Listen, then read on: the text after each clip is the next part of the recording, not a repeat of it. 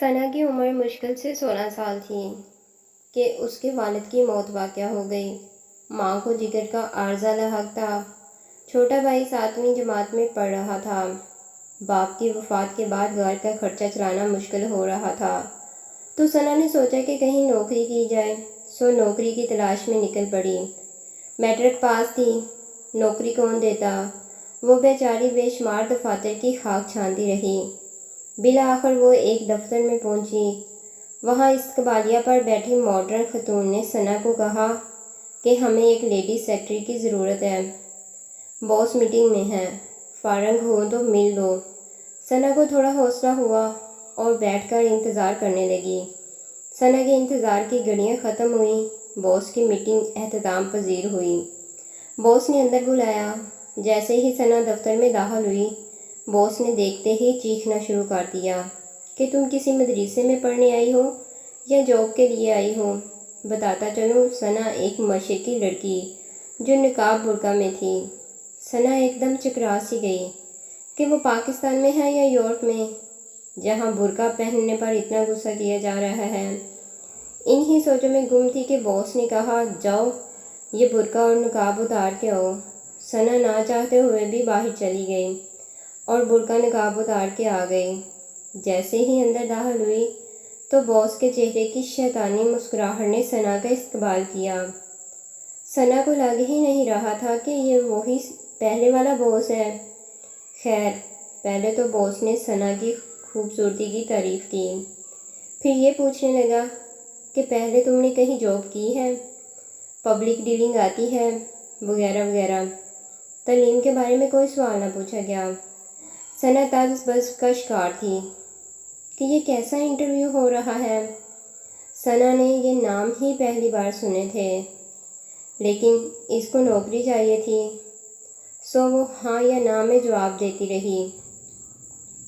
آخر میں باس نے کہا کہ اگر تم یہ برقع نقاب اتار کر ایک ماڈرن لڑکی بن جاؤ تو یہ نوکری پکی سمجھو، تنخواہ بھی اچھی دوں گا۔ ثنا نے ایک دن کی مہلت لی اور گھر واپس چلی گئی۔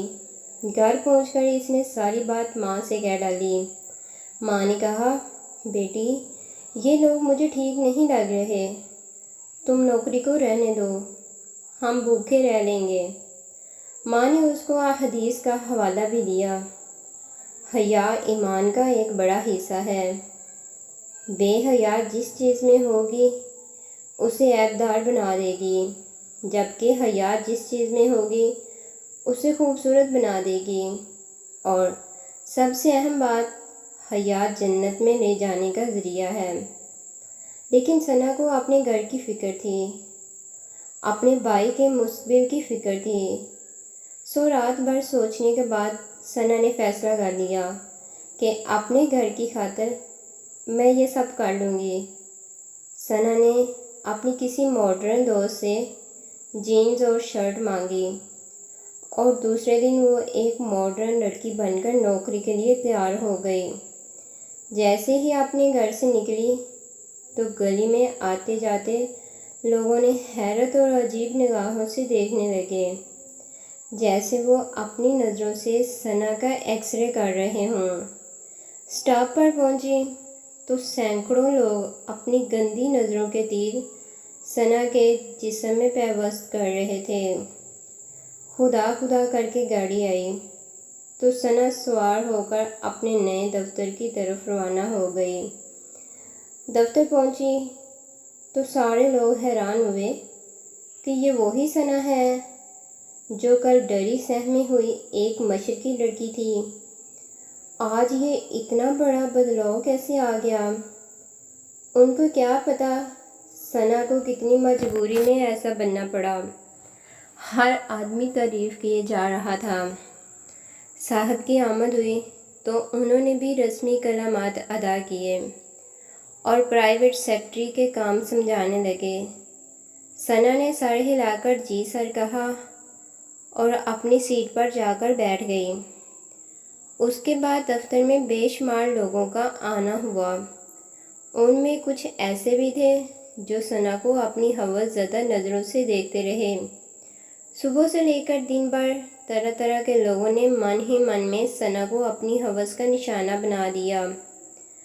ये सारा कुछ सना देख भी रही थी और महसूस भी कर रही थी। बहुत ही कर्ब में सना ने दिन गुजारा। इस माहौल में घुटन का शिकार सना जैसे छुट्टी का इंतज़ार कर रही थी।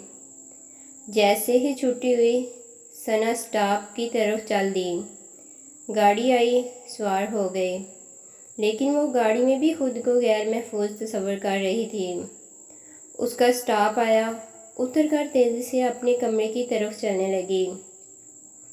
अंधेरा हो रहा था, कुछ उबाश भी सना पर आवाज़ें कस रहे थे। सना को ऐसा महसूस हो रहा था कि ये सारे भूखे शेर हैं और वो उनका शिकार। ज़रा भी रुकी तो ये सब उसको नोच डालेंगे। जैसे ही घर के अंदर दाखिल हुई, अपना बैग एक तरफ फेंका और दरवाजे को कुंडी लगाकर बिस्तर पर लेट गई और आंखें बंद कर लीं। ऐसा महसूस कर रही थी जैसे इसका बदन तीरों से छलनी हो चुका है, उसके जिस्म से खून बह रहा है। और सोच रही थी कि बिनते हवा के साथ ऐसा क्यों होता है, उसका किरदार, उसकी काबिलियत क्यों नहीं देखी जाती, उसका जिस्म और लिबास इन चीज़ों पर क्यों हावी है। माँ ने दरवाज़ा खटखटाया। सना ने दरवाज़ा खोला और माँ के गले लगकर रोने लग गई। माँ समझ गई कि कुछ तो गलत हुआ है। माँ ने हौसला दिया और कहने लगी, मैंने तुम्हें पहले ही मना किया था। सना चुप हुई और फैसला किया कि आज के बाद नौकरी के लिए बाहर नहीं जाएगी। उसके बाद सना ने घर में मोहल्ले के बच्चों को ट्यूशन पढ़ाना शुरू कर दी और घर का खर्चा चलाने लगी। ये तो एक सना की कहानी थी। इस मुल्क में हज़ारों सना रोज़ ही हवस का शिकार होती हैं। हम लोग क्यों उनकी मजबूरी से फ़ायदा उठाते हैं। मेरी आदम के बेटों से इतनी सी गुजारिश है कि हवा की बेटी पर ये जुल्म ना करें। आपके घर में भी हवा की बेटी है। मज़ीद अच्छी वीडियोज़ के लिए हमारे चैनल को लाइक, सब्सक्राइब और शेयर करें। शुक्रिया।